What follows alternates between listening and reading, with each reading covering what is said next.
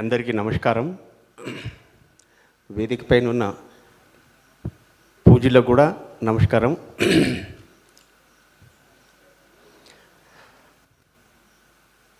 ఈరోజు అంశము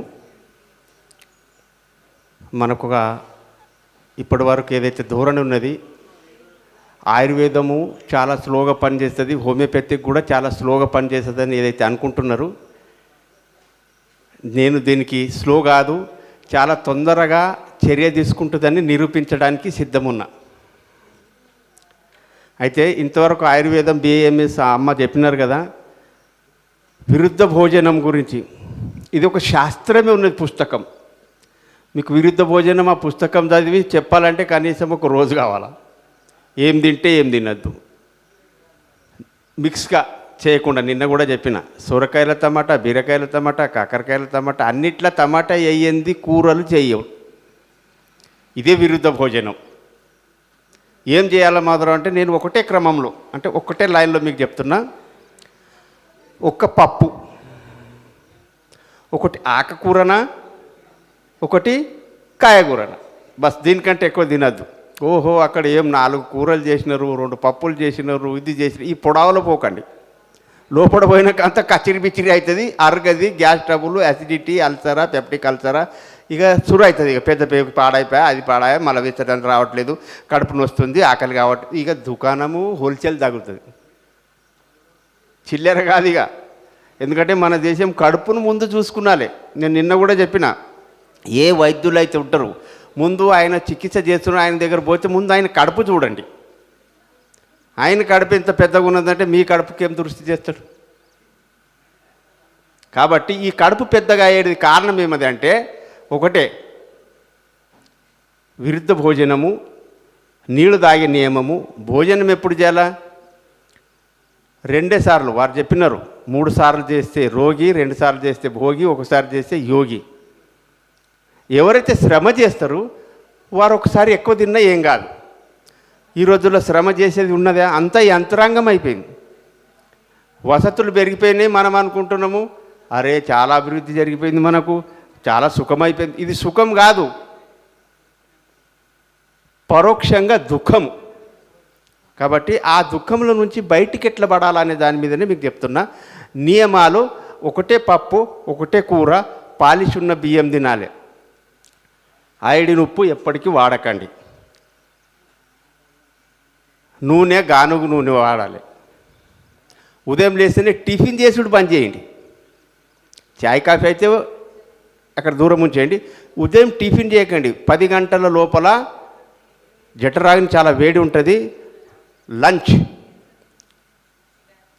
లంచ్ చేసే సమయంలో మనము టిఫిన్ చేస్తున్నాం.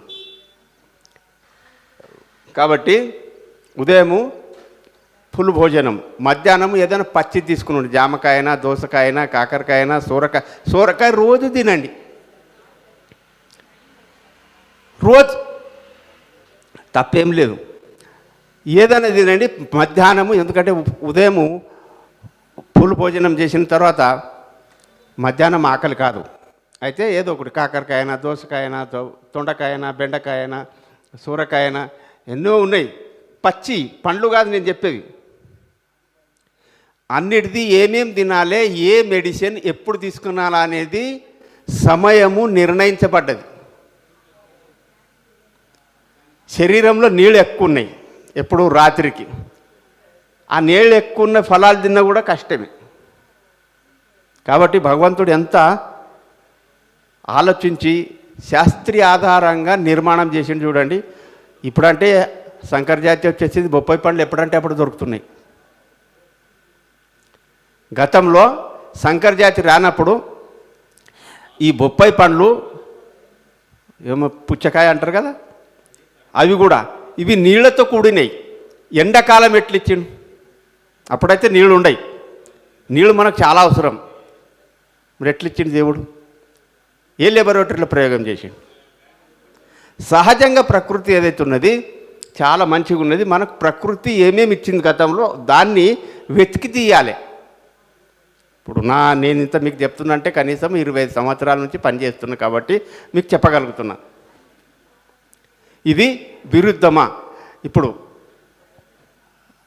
మన ప్రాంతంలో ఏవైతే పంటలు పండుతాయి అవే తీసుకున్నాలి. ఉదాహరణకి చాలామంది ఏం చెప్తారు, సేపులు తీసుకునండి. మన ప్రాంతంలో సేపులు అయితే మరి ఎందుకు తీసుకోవాలి? అది అరగదు. అది అక్కడ చల్లని ప్రాంతంలో, నేను రాజస్థాన్, గుజరాత్, మొత్తం పంజాబ్, ఇవన్నీ ఢిల్లీ, కలకత్తా వరకు పోయినా అక్కడ ఆవాలు ఎక్కువ పడతాయి కాబట్టి ఆవాల నూనె తింటారు. మన దగ్గర ఆవాలు పండుతుంది కానీ నామమాత్రం. వారికి గోధుమలు లెక్క పండుతాయి కాబట్టి గోధుమ రొట్టెలు తింటారు. మన దగ్గర గోధుమలు అంతా యావరేజ్ ఒక ఎకరానికి 20 కుంటలు అయితే వాళ్ళకు. మన దగ్గర మంచిగా అయితే 7, 8, 10 కుంటల కంటే ఎక్కువ కావు. మన దగ్గర ఏం మంచిగా అవుతాయి అంటే జొన్నలు, దాంట్లో ఇంకా పచ్చ జొన్నలు. మీరు ఒకటి గుర్తుపెట్టుకునండి, సహజంగా భగవంతుడు పంటలలో ఏ పంటకైతే రంగుతో సహజంగా ఇచ్చిండు ఆ పంట నాణ్యత. ఉదాహరణకి పసుపులో కర్క్యూమిన్ ఉన్నది. ఎవరికైతే క్యాన్సర్ వస్తుంది కదా, కర్క్యూమిన్ రసాయనం తగ్గితేనే క్యాన్సర్ అవుతుంది. అది పసుపులో ఉన్నది, ఆవుమూత్రంలో ఉన్నది. నేను 100 మందికి ఈ క్యాన్సర్ పసుపు ఆవుమూత్రం ఇచ్చి తక్కువ చేసిన. మీకెట్టయితే చెప్తున్నా, ఇప్పుడు నా దగ్గర పేషెంట్లు వస్తే కూడా కొన్నిటికి మందులు ఇస్తా, మిగతాటికి అంతా చెప్పేస్తా. ఎందుకంటే నేను రోజు పావుమూత్రము పసుపు ఇవ్వలేను కదా, ఆయనకే చెప్పేస్తా. అయ్యా 100 ml ఆవుమూత్రము, ఒక చాయ్ చెంచా పసుపు వేయి, దీంట్లో ఇంకొకటి ఎక్స్ట్రా అడిషనల్ పునర్నవ తెల్ల గల్జర అంటారు, ఆ పౌడర్ ఒక చెంచేసి ఒక్క పొంగ వచ్చేంత వరకు మరిగించి, దాని తర్వాత చల్లగా అయినాక ఉదయం పరికడుపున 50 ml, సాయంత్రం 6 గంటలు కూడా కడుపు ఖాళీ ఉంటుంది. అప్పుడు 50 ml దాపండి. 3-4 నెలల ఏ క్యాన్సర్ ఉన్నా తగ్గిపోతుంది. ఇంకా వేరే క్యాన్సర్ కూడా ఉన్నాయి, వాటికి కూడా ఉన్నాయి మందులు. కానీ చెప్పడానికి సమయం లేదు. ఒక మీకు ప్రేరణ కొరడానికి చెప్తున్నా.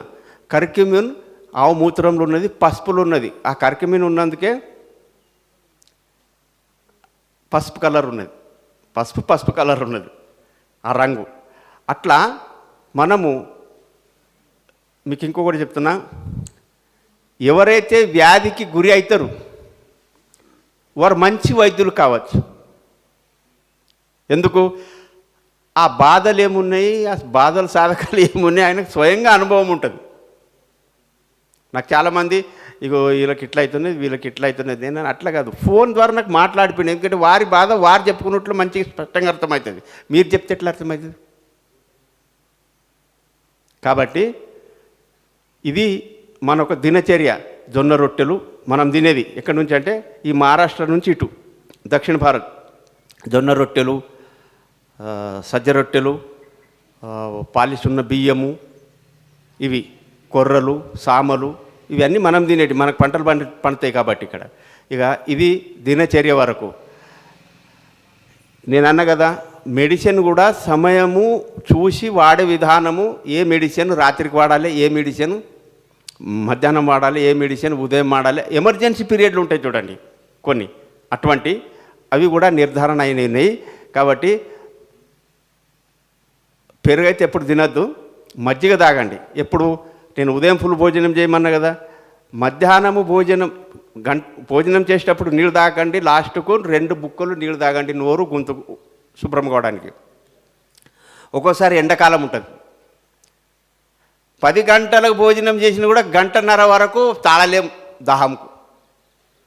ఏం తీసుకోవాలి? ఉదయం భోజనం తర్వాత పండ్ల రసం తీసుకుని ఉంటే, ఆ పండ్ల రసం కూడా ఏదైనా ఒకటే. ఫలుడాని అన్నీ కల్పిస్తున్నారు కదా, అది పద్ధతి కాదు. ఉదయం భోజనం తర్వాత, మధ్యాహ్నం భోజనం తర్వాత మజ్జిగ. ఎప్పుడైనా తప్పి ఉదయం భోజనం చేయలేకపోయినాము, 1 గంట అయింది, 2 గంటలు అయింది, 12 గంటలు, అప్పుడు తాళలేదు, దాహం, మజ్జిగ తాగండి. రాత్రి భోజనం తర్వాత కూడా ఎండాకాలం చాలా కష్టం, 1:30 ఆగాలంటే. రాత్రికి తాగేది పాలు, కానీ నీళ్లు తాగేది 1:30 వరకు. అప్పుడు చూడండి కడుపులు పెద్ద ఎట్లా కరిగిపోతాయి. భోజనం తర్వాత 1:30కే నీరు తాగాలి. ఇక ఇది దినచర్య. ఇక దీని తర్వాత హోమియోపతికి ఎంత తొందరగా పని చేస్తుంది మీకు ఒక ఉదాహరణకు చెప్తున్నా. ఎవరికైనా యాక్సిడెంట్ అవుతుంది చూడండి.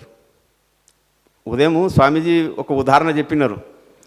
భార్యాభర్తలు పోతున్నప్పుడు వారి కారు ఫెయిల్ అయిపోతే ఒక స్కూటర్ మీద వచ్చి మెకానిక్ చిన్న మైనర్ రిపేర్ అని రిపేర్ చేసిన తర్వాత ఆయనకి యాక్సిడెంట్ అయితే 3 నెలలు కష్టపడి మళ్ళీ ఆ భార్యాభర్తలు ఆయనకు లేపుతారు అన్నట్టు ఒక చిన్న ఉదాహరణ చెప్పినారు. ఇట్లా కట్కేస్తే బల్బ్ ఎట్లా వెలుగుతుంది లేదా, వైద్య రంగం కూడా అట్లనే ఉంది. ఇమీడియట్లీ చికిత్స కావాల్సిందే. దానికి మనకు హోమియోపతిక్ చాలా అవసరం. మాధవరావు ఇది హోమియోపతిక్ జర్మనీది అంటారు, కాదు, ఈ దేశం నుంచే ట్రాన్స్ఫర్ అయింది. 4000 సంవత్సరాల క్రితము మన దగ్గర మదర్ టించరు హోమియోపతిక్ పద్ధతిని తయారు చేసినారు. దానికి తీసుకుపోయి జర్మనీ వాళ్ళు పొటెన్షియల్ చేసినారు. మీకు తెలుసా, జర్మనీలో ఒకసారి పోటీ పడ్డది. ఏమని? జర్మనీ ఈజ్ గ్రేట్ అనేసిండి అక్కడ. సహజంగా ఇక సామాజికవేత్త మనలాగా పనిచేసారు. రాజీవ్ దీక్షిత్ ఏమన్నారంటే, మీరే శ్రేష్ఠులయ్యా, 200 దేశాలు ఉన్నాయి, కానీ మీరు దేంట్లో శ్రేష్ఠులు ఉన్నాయి ఒకసారి పోటీ పడదాం. క్రికెట్లనా, కబడ్డీలనా, ఖోఖోలనా, వ్యవసాయ రంగంలోనా, ఇంకొకటే ఖోఖో ఏదైనా. ఆయన అప్పుడు చమక్ అయిపోయాడు. చెప్పంటే పోటీ పడదామంటే ఆయన ఏమన్నాడే, సరే ప్రశ్నలు మీరేయండి, మేము జవాబు చెప్తామంటే ఆయనకు ఒకటే అన్నాడు, మీ దేశంలో మామిడి పండు అవుతుందా? కాదు. అరటి పండు అవుతుందా? కాదు. చెరుకు అవుతుందా? కాదు. జామకాయ అవుతుందా? కాదు. ఆయన తెలుసుకున్నాడు, మిస్టర్ రాజీవ్ దీక్షిత్ గారు, మా దేశంలో తీపి వస్తువు ఒక్కటి ఉత్పత్తి కాదు. ఇక దీని వ్యతిరేకం పోదాం. చేదు, వేప చెట్టు అవుతుందా? కాకరకాయ అవుతుందా? తిప్పతీగ అవుతుందా? ఇది కాదు. పులుపులో పోయినాం. నిమ్మకాయ అవుతుందా? ఉసిరికాయ అవుతుందా? ఉసిరికాయకు నిమ్మకాయ కూడా అనద్దు, దాంట్లో చాలా రుచులు, ఒకరు ఉంటుంది, సప్పగా ఉంటుంది. చాలా పులుపులు నిషేధం ఉన్నది, కానీ ఉసిరికాయ నిషేధం లేదు, ఎందుకంటే అది పులుపే లేదు, ఒకరున్నది, సప్పగా ఉన్నది.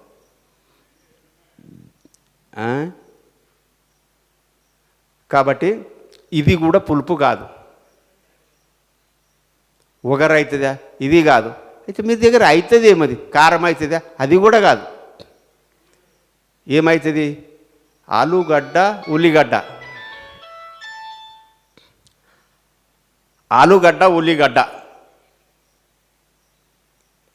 దీని తప్ప ఏమీ కాదు.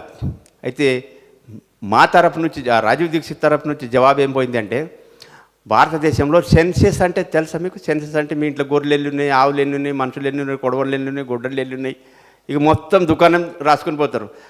ఈ సర్వే ప్రకారము 6,50,000 గ్రామాలు ఉన్నాయి భారతదేశంలో. 6,50,000 గ్రామాల్లో ఈ మొత్తము పంటలు పండుతాయి. జర్మనీ ఈజ్ గ్రేట్ అన్న వ్యక్తి ఇండియా ఈజ్ గ్రేట్ అన్నాడు. చప్పట్లు కొట్టండి. అయితే ఆయన ఇంకొక విషయం చెప్పిండు, ఇంత మీ దగ్గర వనరులు ఉండేటప్పుడు కూడా మీరు ప్రతిసారి ప్రపంచ బ్యాంకు చేతి ఎందుకు చెప్తారు, బిచ్చం ఎందుకు ఎత్తుతారు? అది మన వాళ్ళ లోపం. మన ఆర్థికంగా ఎట్లా అభివృద్ధి చేయాలనేది మన వాళ్ళు ఇంక ఇప్పటికీ లేరు. 2 ప్రధానమంత్రులు పాస్ అయినారు దీంట్లో. ఒకటి మొరార్జీభాయ్ దేశాయ్, రెండవది లాల్ బహదూర్ శాస్త్రి. 1965 పాకిస్తాన్ మనకు యుద్ధం జరిగినప్పుడు అమెరికాకు గడగడలాడిపించిండు లాల్ బహదూర్ శాస్త్రి. ఎందుకంటే పాకిస్తాన్కు మద్దతు చేసేటప్పుడు ఈ లాల్ బహదూర్ శాస్త్రికి ధమ్కీలు తీసుకొచ్చి అదుపులో తీసుకోవాలని మస్తు ప్రయత్నం చేశారు. అయితే లాల్ బహదూర్ శాస్త్రి అన్నాడు, నేను వినేటోని కాను, యుద్ధం ఆపేటోని కాను, మీరు ఏమైనా చేసుకోనండి. అయితే అమెరికా ఏం చేసిందంటే PL 480 చట్టం ఆధారంగా మన దేశంలో పూర్తిగా చెడిపోయిన గోధుమలు వస్తుంటే ఆహారం యొక్క తక్కువ ఉండే, మన దగ్గర కొరత ఉండే. ఆయన ఏమనంటే, మేము మీకు గోధుమలు ఇస్తున్నాము, మరి మీరు పరీక్ష, నువ్వు ఇచ్చేది ఏమున్నది? వచ్చిండైతే పార్లమెంట్లో PL 480 అమెరికా నుంచి ఏదైతే గోధుమలు మనము పైసలు ఇచ్చి తీసుకుంటున్నాం, ఈ నాణ్యత లేని ఆహారం మనం తినేది లేదు, నేనే క్యాన్సిల్ చేస్తున్నాను. పార్లమెంట్లో ఆమోదం చేసి తీర్మానం చేసి క్యాన్సిల్ చేసేసింది, నేనే క్యాన్సిల్ చేసి పో. అయితే దేశంలో అప్పుడు రేడియోలో టీవీలు అవి ఇవి లేకుండే రేడియోలో చెప్పిండు, క్షమించాలా, అమెరికా నాణ్యత లేని పైసలు తీసుకొని మన గోధుమలు ఇచ్చేది నేను దీనికి రద్దు చేసేసిన. అయితే మన ఆహారం కొడుతుంటే ప్రతి సోమవారం శివుని పేరు మీద అందరూ ఏకాదశి ఉండాలి, ఉపవాసం. అందరూ ఆమోదించారు భారతదేశంలో. అట్లా అసుంటి సాహసం గల వ్యక్తి లేదు. దాని తర్వాత మొరార్జీభాయ్ దేశాయ్ కూటమి ప్రభుత్వం ఉండే, అయినా భయపడలేదు. కోకాకోలా పెప్సీకి ఇమీడియట్లీ తరిమి ఎలగొట్టేసాడు. కోకాకోలా ఏమన్నది, మాకు మీరు మన ఇక్కడి నుంచి వెళ్ళిపోమని చెప్తున్నారు కాబట్టి మీరు మాకు ఇది ఇవ్వాలి, నష్టపరిహారం ఇస్తా.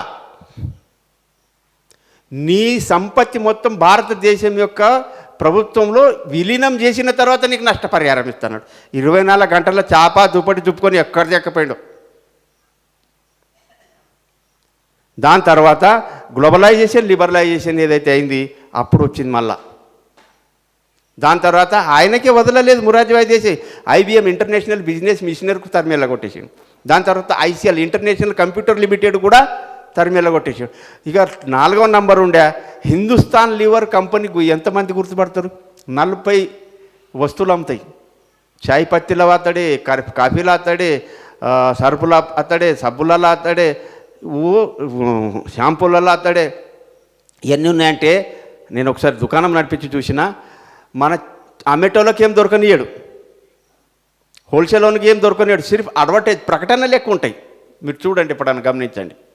హిందుస్థాన్ లివర్, ఏ దేశంలో పోతే ఆ దేశం పేరు పెడతాడు, లివర్ అని పెడతాడు. పాకిస్తాన్లో పోతే పాకిస్తాన్ లివర్, బంగ్లాలో పోతే బంగ్లా లివర్. కాబట్టి ఈ వస్తువులని చాలా జాగ్రత్తగా చూసి స్వదేశీ. మళ్ళా వీటికన్నీ టెక్నాలజీ అన్నారు. ఇవన్నీ జీరో టెక్నాలజీ. చెప్పులు, పేస్టులు, బ్రష్లు, సబ్బులు, సర్పులు, బట్టలు తయారు, ఇవి జీరో టెక్నాలజీ. ఈరోజు టెక్నాలజీ తెలుసా? ఆవు మూత్రము, ఆవు పేడతో వ్యవసాయం చేసిన ఆహార ఉత్పత్తులకు చాలా విలువ ఉన్నది. మళ్ళీ ఆ భార్య భర్తలు ఆయనకు లేపుతారు అన్నట్టు ఒక చిన్న ఉదాహరణ చెప్పినారు. ఇట్లా కట్కేస్తే బల్బ్ ఎట్లా వెలుగుతుంది లేదా, వైద్య రంగం కూడా అట్లనే ఉంది. ఇమీడియట్లీ చికిత్స కావాల్సిందే. దానికి మనకు హోమియోపతిక్ చాలా అవసరం. మాధవరావు, ఇది హోమియోపతిక్ జర్మనీది అంటారు, కాదు, ఈ దేశం నుంచే ట్రాన్స్ఫర్ అయింది. 4000 సంవత్సరాల క్రితము మన దగ్గర మదర్ టించరు హోమియోపతిక్ పద్ధతిని తయారు చేసినారు. దానికే తీసుకుపోయి జర్మనీ వాళ్ళు పొటెన్షి చేసినారు. మీకు తెలుసా, జర్మనీలో ఒకసారి పోటీ పడ్డది. ఏమని? జర్మనీ ఈజ్ గ్రేట్ అనేసిండి అక్కడ. సహజంగా ఇక సామాజికవేత్త మనలాగా పనిచేసాడు. రాజీవ్ దీక్షిత్ ఏమన్నారంటే, మీరే శ్రేష్ఠులయ్యా, 200 దేశాలు ఉన్నాయి, కానీ మీరు దేంట్లో శ్రేష్ఠులు ఉన్నాయి ఒకసారి పోటీ పడదాం. క్రికెట్లనా, కబడ్డీలనా, ఖోఖోలనా, వ్యవసాయ రంగంలోనా, ఇంకొకటే ఖోఖో ఏదైనా. ఆయన అప్పుడు చమక్ అయిపోయాడు. చెప్పంటే పోటీ పడదామంటే ఆయన ఏమన్నాడే, సరే ప్రశ్నలు మీరేయండి, మేము జవాబు చెప్తామంటే ఆయనకు ఒకటే అన్నాడు, మీ దేశంలో మామిడి పండు అవుతుందా? కాదు. అరటి పండు అవుతుందా? కాదు. చెరుకు అవుతుందా? కాదు. జామకాయ అవుతుందా? కాదు. ఆయన తెలుసుకున్నాడు, మిస్టర్ రాజీవ్ దీక్షిత్ గారు, మా దేశంలో తీపి వస్తువు ఒక్కటి ఉత్పత్తి కాదు. ఇక దీని వ్యతిరేకం పోదాం. చేదు, వేప చెట్టు అవుతుందా? కాకరకాయ అవుతుందా? తిప్పతీగ అవుతుందా? ఇది కాదు. పులుపులో పోయినాం. నిమ్మకాయ అవుతుందా? ఉసిరికాయ అవుతుందా? ఉసిరికాయకు నిమ్మకాయ కూడా అనద్దు, దాంట్లో చాలా రుచులు, ఒకరు ఉంటుంది, సప్పగా ఉంటుంది. చాలా పులుపులు నిషేధం ఉన్నది, కానీ ఉసిరికాయ నిషేధం లేదు. ఎందుకంటే అది పులిపే లేదు, వగరున్నది, సప్పగా ఉన్నది.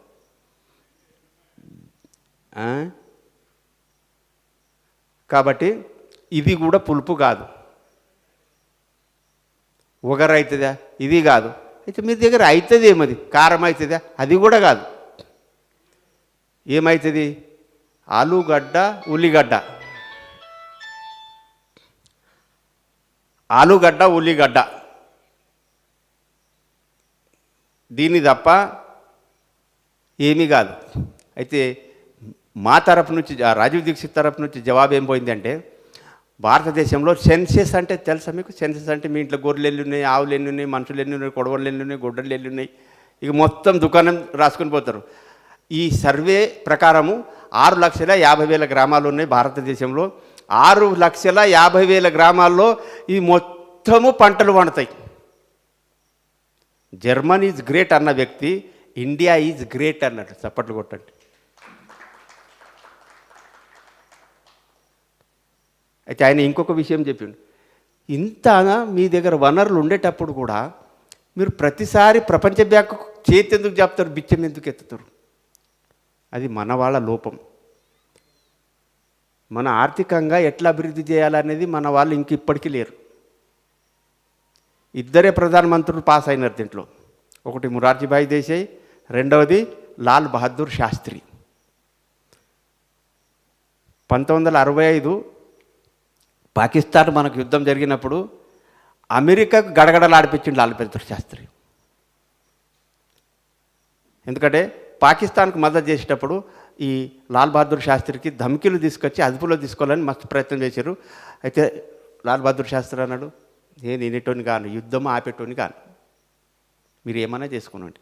అయితే అమెరికా ఏం చేసిందంటే PL 480 చట్టం ఆధారంగా మన దేశంలో పూర్తిగా చెడిపోయిన గోధుమలు వస్తుంటే ఆహారం యొక్క తక్కువ ఉండే, మన దగ్గర కొరత ఉండే.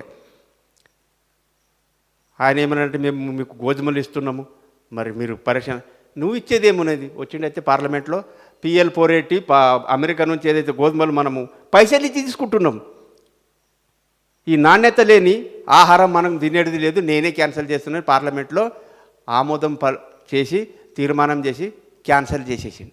నేనే క్యాన్సిల్ చేసి పో. అయితే దేశంలో అప్పుడు రేడియోలో, టీవీలు అవి ఇవి లేకుండే, రేడియోలో చెప్పిండు, క్షమించాలా, అమెరికా నాణ్యత లేని పైసలు తీసుకొని మన గోధుమలు ఇచ్చేది నేను దీనికి రద్దు చేసేసిన.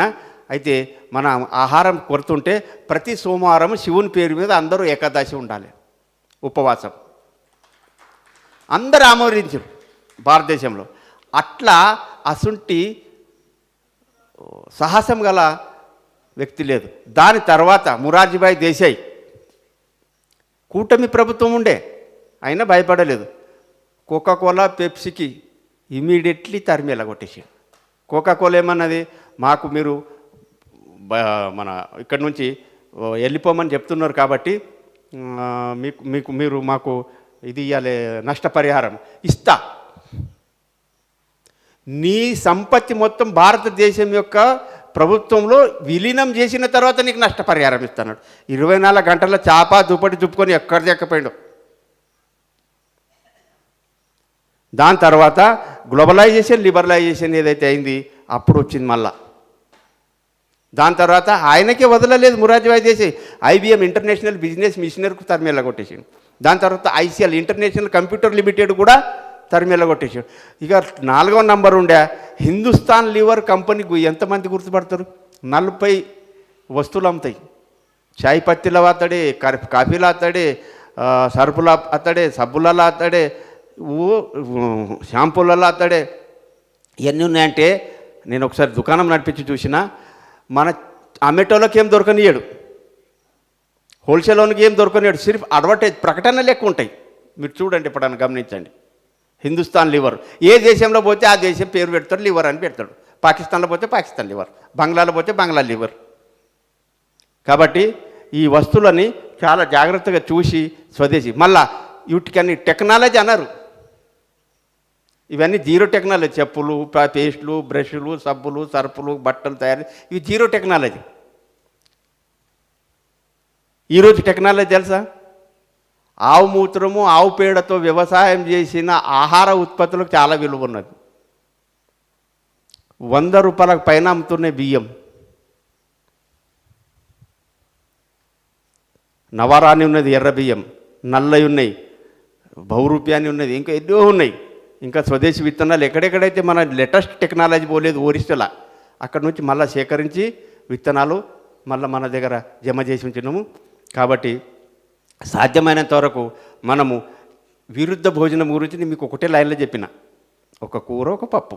మళ్ళీ దీంట్లో ఒకటి చెప్పుడు మర్చిపోయినా, మినపప్పు తినద్దని అమ్మగారు చెప్పిపోయినారు.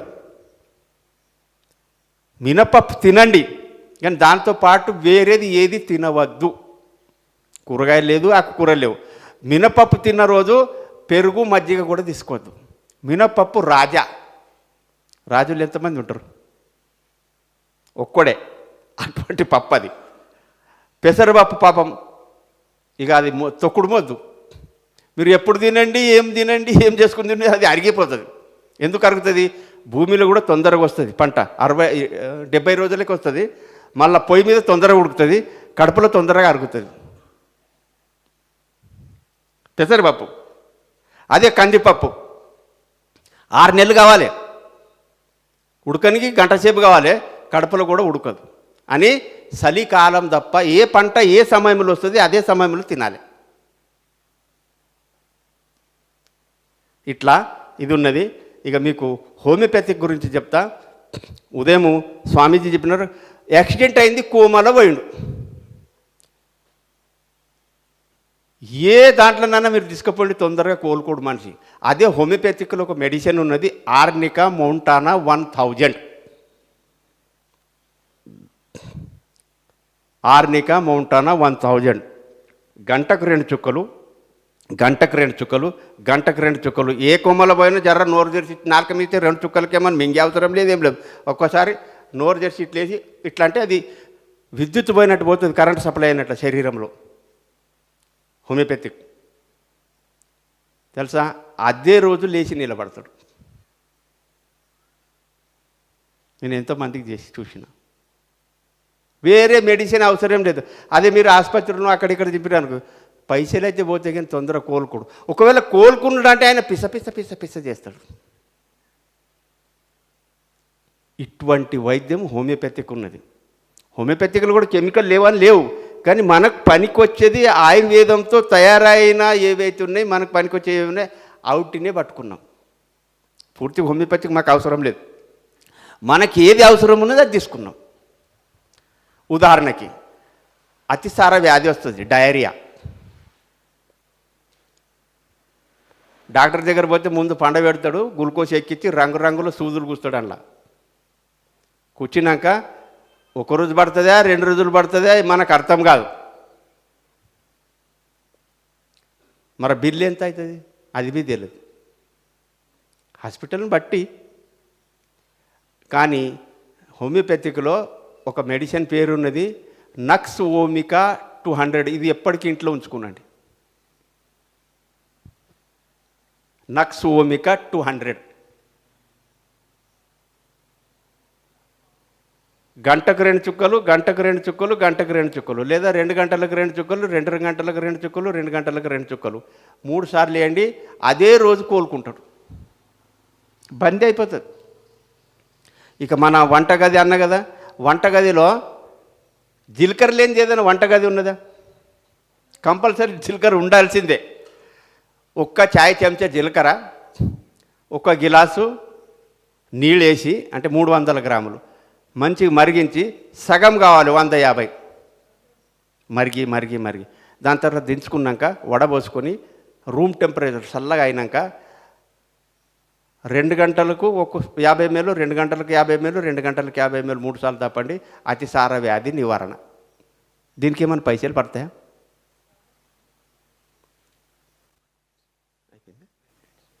ఒక 2 నిమిషాలు ఇది. ఇక దీని తర్వాత ఇవే మందులు పశువుల మీద కూడా పనిచేస్తాయి. ఏవైతే నేను చెప్తున్నా, ఇదే హోమియోపతిక్ మనుషులకు పనిచేస్తుంది, పశువుల పైన పనిచేస్తుంది. ఎందుకంటే నేను 10 సంవత్సరాలు పశువులకు వైద్యం చేసిన, ఒక్కరోజు బి ఎలోపతి డాక్టర్ దగ్గర పోలే. కాబట్టి మనకు ఇప్పటి పరిస్థితి ఏమున్నదంటే, ఏది గొప్పది కాదు, ఏది చిన్నది కాదు. మనకి ఏది అవసరం ఉన్నది అదే గొప్ప. మనకు ఇప్పటి వైద్యం మంచిగా కావాలంటే అన్ని వ్యాధులు హోమియోపతిక్తో కావు, అన్ని వ్యాధులు ఆయుర్వేదంతో కావు, అన్ని వ్యాధులు పంచగవ్య. పంచగవ్య అంటే ఆవు మూత్రం, ఆవు పేడ, ఆవు పాలు. పాలతో బై ప్రోడక్ట్ వేరే. నేను నిన్న చెప్పిన 3 వ్యాధులు వాతము పిత్తము కఫం అని, మళ్ళీ 3 వ్యాధులకు 3 మందులు అని కూడా చెప్పిన. ఆ మందులు ఏవి అంటే ఆవు మూత్రం, ఆవు పేడ, ఆవు పాలతో 80% వ్యాధులు ట్రీట్మెంట్ చేయొచ్చు. కాబట్టి సమయపాలన కూడా చేయాలి, సమయం లేదు. మీరు ఇంత అవకాశం ఇచ్చినందుకు మీ అందరికీ ధన్యవాదాలు తెలుపుతూ భారత్ మాతాకి, భారత్ మాతాకి వందే వందే, గౌ మాతాకి, గౌ మాతాకి. నేను నిన్న జనగణ మన గురించి చెప్పలేదు, ఒక లైన్లో చెప్పేస్తా. 1911లో చార్జ్ పంచమని ఇంగ్లాండ్ నుంచి భారతదేశంకు బానిసత్వము స్పష్టంగా అమలు చేయాలని వస్తే ఆయన స్తుతి పలకడానికి, ఆయన ప్రశంసలు కురిపించడానికి రవీంద్రనాథ్ ఠాకూర్ ఏదైతే రచన చేసినారు జనగణమన అధినాయక జయ హే, జన్ అంటే ప్రజలు, గన్ అంటే మొత్తము జనగణమన్ అది నాయక జయ. చార్జ్ పంచమ్ గారు మీరు మాకు ఆది నాయకులు. కాబట్టి భారత్ భాగ్య విధాత, భారతదేశంకు భాగ్యం పలికించే విధాత అంటే దేవుడు. కాబట్టి మీరు మాకు దేవుళ్ళు. అన్ని రాష్ట్రాల తరపు నుంచి పంజాబ్, సింధ్, గుజరాత్, మరాఠా, గంగా, యమున, జమున ఈ నదుల తరపు నుంచి మీకు ప్రశంసలు కురిపిస్తున్నాము. మీరు వచ్చిన భావన ఏదైతే తీసుకున్నా మీకు జయం కానీ, జయ హే జయ హే జయ జయ హే, జయం గాక అని పాడి చూపెట్టినారు. ఎందుకంటే రవీంద్రనాథ్ ఠాకూర్ ఏదైతే పరివారం ఉండే కుటుంబం, ఆంగ్లేయుల అధీనంలో ఉండే వీరు. కాబట్టి వారి ప్రశంసలు కురిపించడానికి జనగణమన పాడిరు. ఇప్పుడు ఉదయం వందే మాత్రం పాడుతున్నారు, సాయంత్రము జనగణమన పాడుతున్నారు. మేము ఎన్నోసార్లు మొత్తుకున్నాం, కాలేజీల్లో కూడా పోయి మొత్తుకుంటే ఎవడు వెళ్ళలేదు. ప్రభుత్వం తరఫు నుంచి వచ్చింది. ఇప్పుడు ఉదయం స్కూల్లో అయితే వందే మాత్రం పాడుతున్నారు. అందరికీ ధన్యవాదములు.